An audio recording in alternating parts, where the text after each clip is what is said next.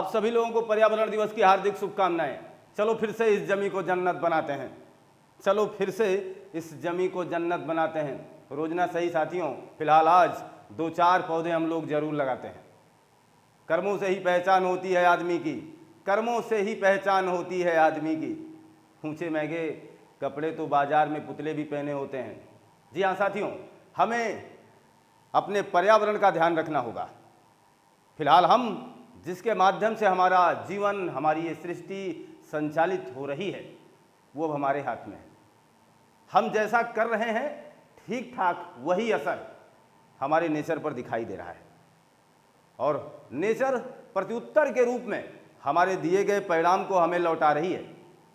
और सोचना जरा, अगर मानवीय सभ्यता को बचाना है, इस जीवन को संचालित करना है, आने वाली पीढ़ी एक अच्छा खासा खुशहाल जीवन व्यतीत करे या हम लोग एक बेहतर जिंदगी का निर्वहन कर पाएं, तो इसके लिए हमें सोचने की आवश्यकता है। हमें वाकई में पर्यावरण दिवस के बारे में बहुत ही ज़्यादा गहनता से विचार करना होगा। आज हम इस मंच के माध्यम से आपको पर्यावरण दिवस की हार्दिक शुभकामनाएं समर्पित करते हैं, हार्दिक शुभकामनाएं ज्ञापित करते हैं, और हम ये आशा करते हैं कि आज हम लोग वाकई में इस पर्यावरण दिवस के अवसर पर अपने नेचर के लिए कुछ ना कुछ काम जरूर करेंगे। चलो आज से हम ये कसम खाते हैं, या ये कह लो कि चलो आज ही हम ये कसम खाते हैं, अपनी पूरी जिंदगी में 10 पौधे जरूर लगाते हैं। फिलहाल ये जो 10 पौधे होंगे ना, ये हमारे जीवन के लिए, आने वाली परवरिश के लिए, आने वाले समाज के लिए, आने वाले भविष्य के लिए एक बहुत बड़ी उपलब्धि होगी। साथियों, अगर एक आंकड़ा प्रस्तुत किया जाए पर्यावरण दिवस के बारे में, आज हम पर्यावरण दिवस को क्यों सेलिब्रेट करते हैं, अगर हम ये आंकड़ा प्रस्तुत करें आपके लिए तो बेहतर बात समझिएगा।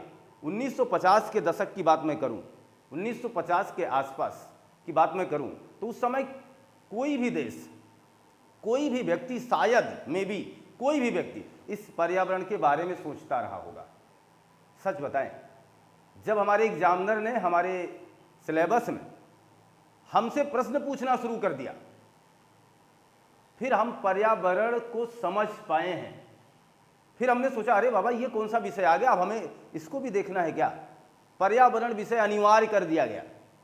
फिर हमें लगा कि यह भी कोई जरूरी सब्जेक्ट है, फिर हमने उसे देखना शुरू किया। और ऐसा क्यों हुआ, सोचना साथियों, 1950 के दशक की बात करूं, 1950 के आसपास की मैं बात करूं, तो उस समय पर्यावरण दिवस के बारे में दूर दूर तक तो कोई बात ही नहीं थी। कोई भी देश पर्यावरण के बारे में सोचने वाला ही नहीं था। वहां अमेरिका और रूस में शांति युद्ध चल रहा था कि मैं चौधरी बनूंगा इस पूरे संसार का, और रूस चाहता था कि मैं चौधरी बनूंगा पूरे संसार का। एक अजीब सी खींचातानी थी।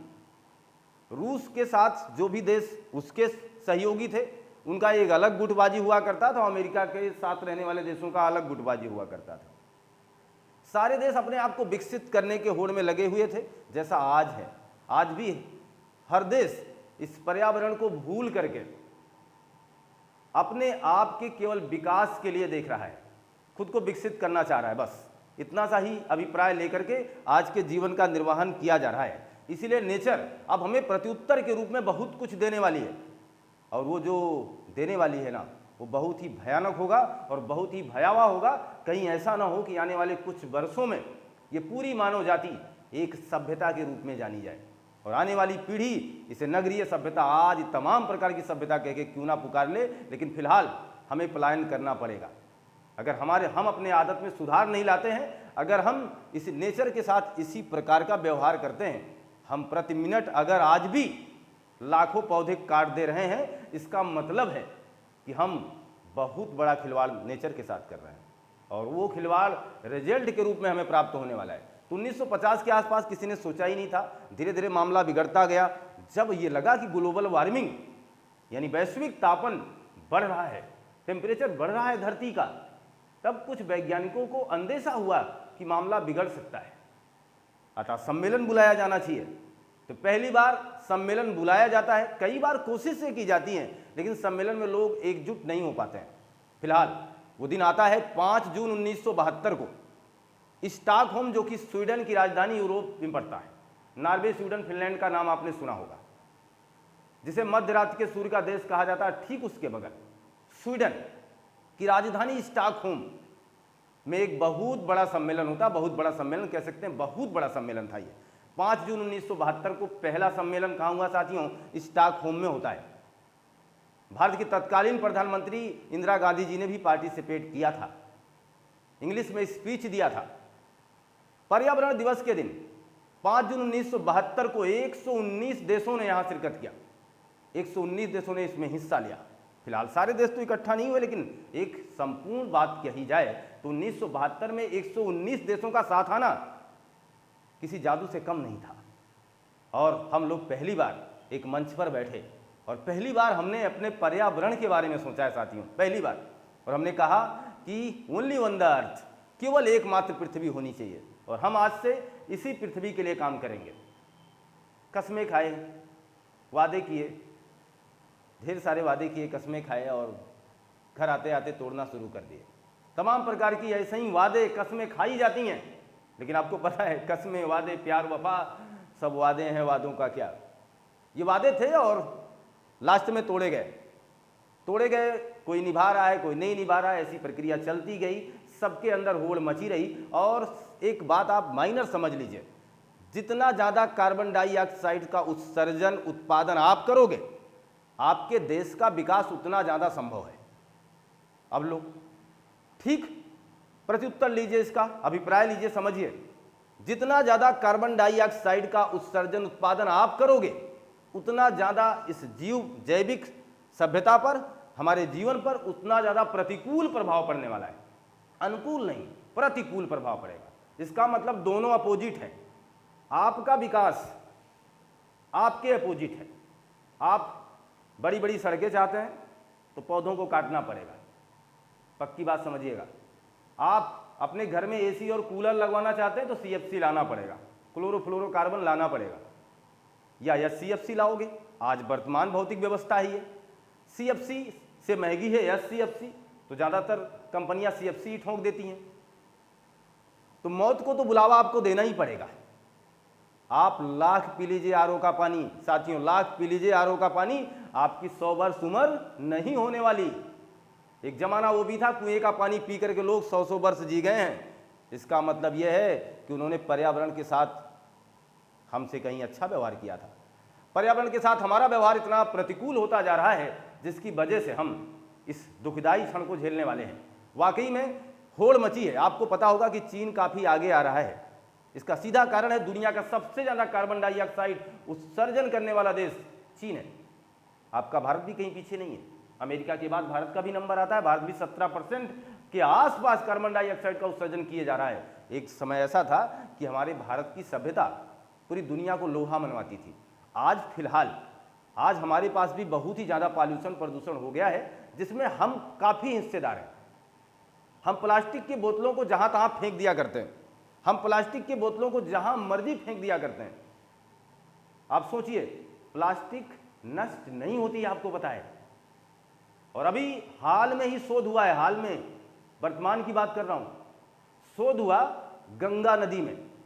गंगा नदी के कम से कम 8 से 10 मछलियों पर लगातार, यानी ढेर सारी मछलियों पर यह शोध हुआ, अलग अलग स्थानों पर हुआ। वहाँ देखा गया कि मछलियों के अंदर पॉलीथीन मिला है। 4 mm के, या तो हरे थे या तो सफ़ेद थे उनके कलर। सोचिए जरा, बहुत ही माइनर होंगे वो, बहुत ही छोटे कण होंगे, लेकिन हैं तो प्लास्टिक के। और जब आप उन मछलियों का सेवन करोगे तो फिर तो आपको नुकसान पहुंचेगा ना। प्लास्टिक आपके अंदर जाएगा और सबसे पहले प्लास्टिक का असर आपकी आंखों पर दिखेगा साथियों।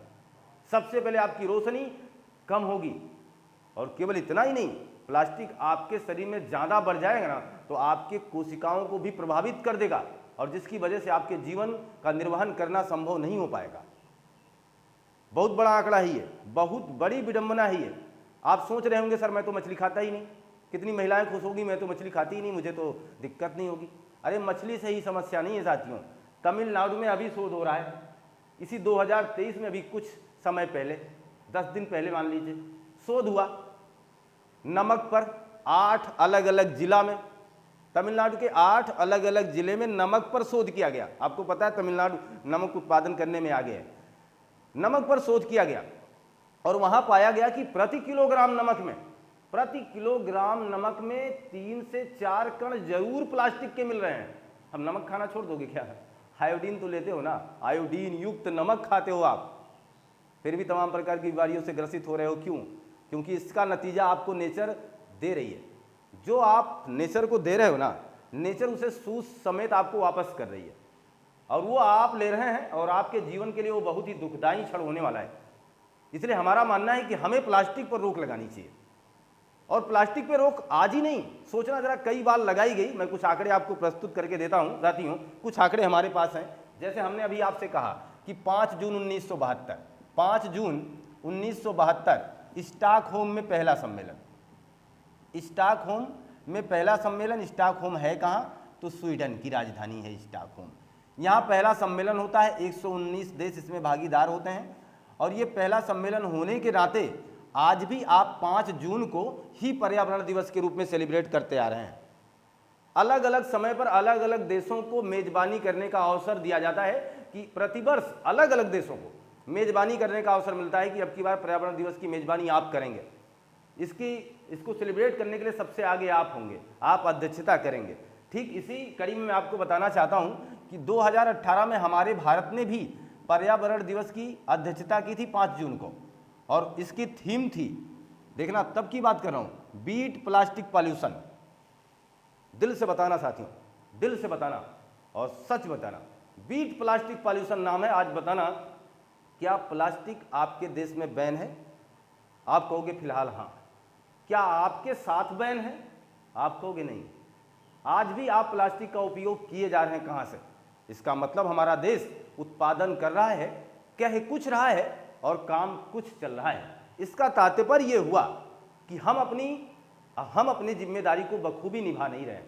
तो हम आपके साथ चोरी कर सकते हैं, आप हमारे साथ चोरी कर सकते हैं, लेकिन ये नेचर है जिसे आप खुदा समझते हैं, भगवान समझते हैं। आप किसके साथ चोरी कर रहे हैं? उनके साथ चोरी कर रहे हैं, अतः वो आपको बर्दाश्त नहीं करेंगे।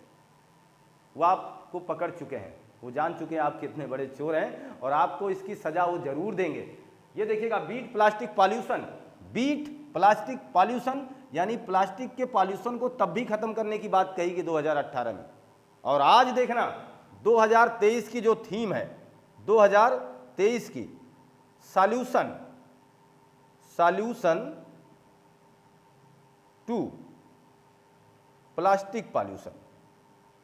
लीजिए, plastic pollution, solution to plastic pollution, आज की ये थीम है 2023 की। अब बताना जरा, 2023 की थीम हमसे कह रही है सॉल्यूशन टू प्लास्टिक पॉल्यूशन। इसका मतलब आज भी प्लास्टिक पर ही काम है। और हमने अभी आपको आंकड़ा दिया कि तमिलनाडु में प्रति किलोग्राम नमक में जब ये शोध किया गया तो 4 से 5 कण मिले।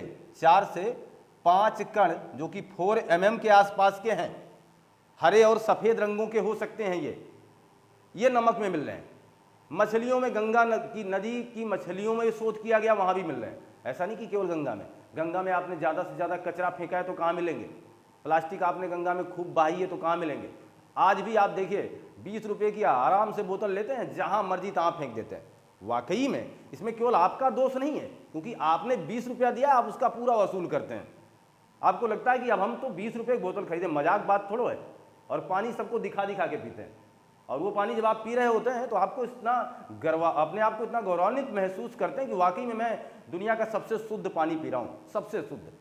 और पीने के बाद बोतल को इस तरीके से फेंकते हो कि लो लीजिए 4 लोग और देखिए, अभी हमने बिस्लेरी को पी के फेंका है।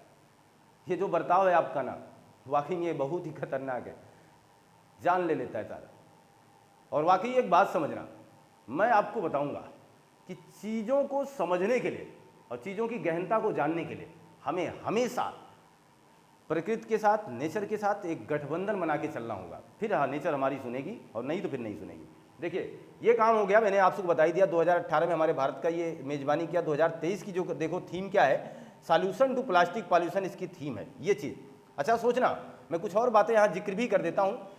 आप सोचेंगे सर इस पर कानून बनना चाहिए, कानून बनना चाहिए, पर्यावरण संरक्षण के लिए कानून लाना चाहिए, जिससे हर व्यक्ति को जब कानून बना दिया जाएगा तो खतरा बना रहेगा, सजा मिलेगी, उसका प्रावधान कर देना चाहिए। हो चुका है साथियों, और आज नहीं, बहुत पहले। देखिएगा 1986 में भारत पर्यावरण संरक्षण अधिनियम बनाता है। पर्यावरण संरक्षण अधिनियम, पर्यावरण संरक्षण अधिनियम भारत ने कब बनाया हुआ है? 1986 में भारत ने पर्यावरण संरक्षण अधिनियम बनाया, यानी एक कानून बनाया हुआ है 1986 में। हम अपने भारत की बात करें, दुनिया की बात नहीं कर रहे हैं। पर्यावरण संरक्षण अधिनियम भारत ने बनाया। मैं दुनिया की बात क्यों करूं? चीन अकेले 30% कार्बन डाइऑक्साइड का उत्पादन कर रहा है। जब तक वैश्विक स्तर पर पूरे दुनिया एक साथ बैठ करके ये दावा नहीं करती है, तब तक इस पर्यावरण को कोई बचा नहीं सकता है, कोई नहीं बचा सकता है। अकेला एक ही देश 50% कार्बन डाइऑक्साइड का उत्पादन करेगा तो क्या वो उसी के वायुमंडल में कार्बन डाइऑक्साइड रह जाएगी? क्या वो हमारे इस महाद्वीप पर, उस महाद्वीप पर नहीं पहुंचेगी? हर जगह पहुंचेगी। देखिएगा, तो 1986 में भारत ने पहला पर्यावरण संरक्षण अधिनियम बनाया था, मतलब भारत का ही ये। लेकिन भारत ने इससे पहले भी 1974 में जल संरक्षण कानून बनाया था। जल संरक्षण अधिनियम भारत ने 1974 में ही बना दिया था। आज आप 2023 के सफर पर हो साथियों, पता नहीं कितने लोग हमसे जुदा हो चुके हैं अब इस समय के, इस कार्यकाल के। 1974 काफी पीछे छोड़ आए हैं हम, काफी पीछे। 1974 में ये कस्में खाई जाती हैं कि जल को संरक्षित किया जाएगा, यानी पर्यावरण को बचाना है, भावी पीढ़ी को ये दे करके जाना है कि आपको जल की कमी तो बिल्कुल नहीं होगी। आज भी देखिए, बार बार कहा जाता है जल का उपयोग कम से कम करें। आप अपनी टोटी को खोल करके छोड़ दिया करते हैं, कृपया ऐसा ना करें। ऐसी तमाम चीज़ों की बातें की जाती हैं कि जल को बचाना है, जल का संरक्षण करना है। और जल संरक्षण बहुत बड़ा अभिप्राय है पर्यावरण के दृष्टिकोण से। जल संरक्षण अधिनियम 1974 ये भारत का पर्यावरण संबंधी पहला कानून था। लीजिए, भारत का पहला कानून किसके पक्ष में है? भारत का पहला कानून अगर पर्यावरण के बारे में बात की जाए तो ये है। और देखना, 1968 में ही भारत ने कीटनाशक अधिनियम लाया था या बनाया था। कीटनाशक अधिनियम भारत ने 1968 में ही बना दिया था। फिलहाल ये मानवीय सभ्यता को बचाने की पहल थी, क्योंकि डीडीटी का छिड़काव उस समय ज़्यादा हो चुका था और काफ़ी लोग डीडीटी से प्रभावित होकर के मारे गए, तमाम प्रकार की प्रजातियां नष्ट हो गई। फिलहाल इन लम्हों को जोड़ने की आवश्यकता नहीं है। फिलहाल हम बात कर रहे हैं पर्यावरण दिवस की, तो हम पूरी तरीके से पर्यावरण दिवस पर समर्पित रहेंगे। हमारी बातें हैं आपके साथ, और ये जो पेशकश रही अभी तक, जो बातें हमने आपके साथ की, शेयर की, आपसे उम्मीदें हैं, आपसे विश्वास है कि आप पर्यावरण दिवस के इस दिन आप ये कसम खाएंगे और पर्यावरण दिवस को संरक्षित करने के लिए अपने जरूरी कदम को, जरूरी पहल को जरूर आप संपादित करेंगे साथियों। इसी शुभकामनाओं के साथ, इसी विश्वास के साथ कि आप पर्यावरण को संरक्षित करने का प्रयास करेंगे, आपको पुनः पर्यावरण दिवस की ढेर सारी शुभकामनाएं। Thank you for watching.